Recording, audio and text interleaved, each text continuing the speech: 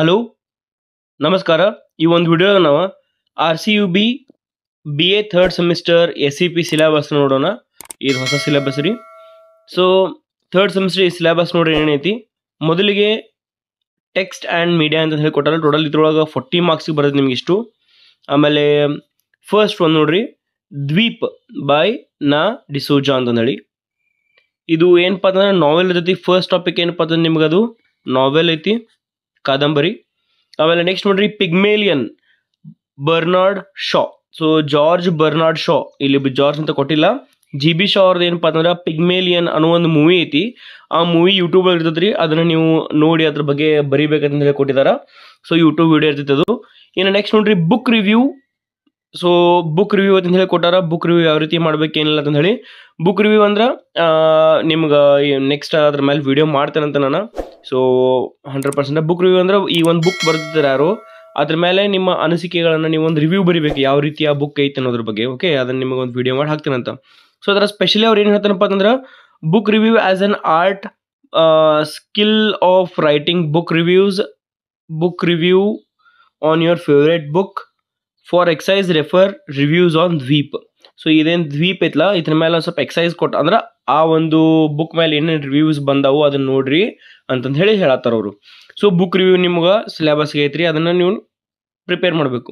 ಇನ್ನೊಂದು ಏನಪ್ಪ ಅಂತಂದ್ರೆ ಮೂವಿ ರಿವ್ಯೂ ಅಂತ ಹೇಳಿ ಕೊಟ್ಟಾರ. ಅಂದ್ರೆ ಒಂದು ನಿಮ್ಗೆ ಆ ಒಂದು ಮೂವಿ ಇರ್ತೈತಿ, ಆ ಮೂವಿದು ಏನಪ್ಪ ಅಂತಂದ್ರೆ ರಿವ್ಯೂ. ಈಗ ನ್ಯೂಸ್ ಪೇಪರ್ ಒಳಗೆ ರಿವ್ಯೂ ಕೊಟ್ಟಿರ್ತಾರೆ, ಒಂದು ರೇಟಿಂಗ್ಸ್ ಕೊಟ್ಟಿರ್ತಾರೆ. 5 ಸ್ಟಾರ್ ಒಳಗೆ 3 ಅಥವಾ 2, 4 ಭಾಳ ಮೂವಿ ಭಾರಿ ಇತ್ತಪ್ಪ ಅಂತಂದ್ರೆ 5 ಕೊಟ್ಟಿರ್ತಾರೆ. ಸೊ ಅವ್ರೊಂದು ಹತ್ರ ಅನಿಸಿಕೆಗಳನ್ನ ಬರ್ದಿರ್ತಾರೆ, ರಿವ್ಯೂ ಬರ್ದಿರ್ತಾರೆ ಅದರದ ಯಾವ ರೀತಿ ಮೂವಿ ಐತೆ ಅನ್ನೋದ್ರ ಬಗ್ಗೆ.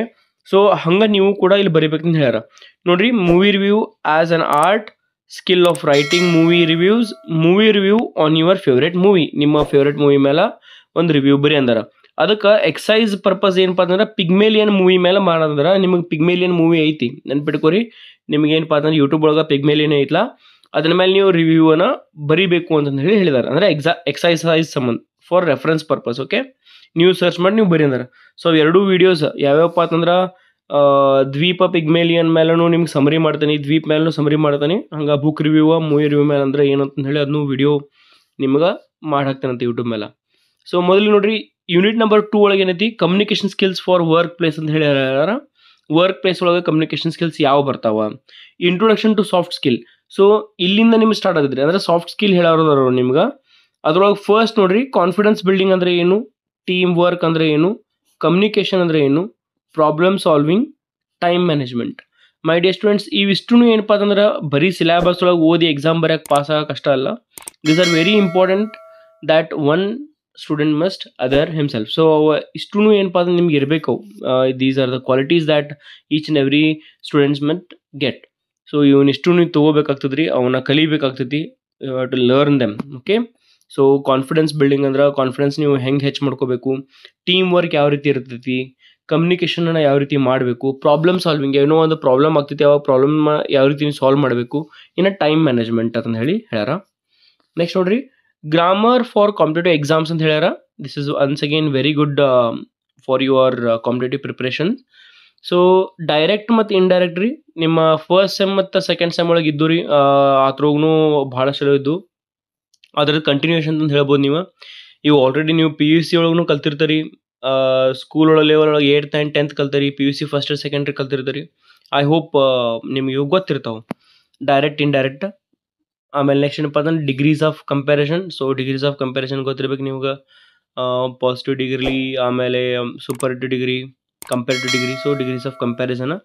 ಆಮೇಲೆ ಸಿಂಪಲ್, ಕಂಪೌಂಡ್, ಕಾಂಪ್ಲೆಕ್ಸ್ ಸೆಂಟೆನ್ಸಸ್ ಅಂತ ಹೇಳ್ಯಾರ. Simple, compound and complex. So ಇಷ್ಟ ಅಲ್ಲ ಅದು ಆ್ಯಕ್ಚುಲಿ ಕಾಂಪ್ಲೆಕ್ಸ್ ಸೆಂಟೆನ್ಸಸ್ ಅಂತಂದು ಹೇಳಿ ಸೆಂಟೆನ್ಸಸ್ ಇರ್ತಾವ. ಸೊ ಅದ್ರ ಬಗ್ಗೆ ಐತಂದು ಕ್ವಶನ್ ಟ್ಯಾಗ್ಸ್, ಟ್ಯಾಗ್ ಕ್ವಶನ್ಸ್.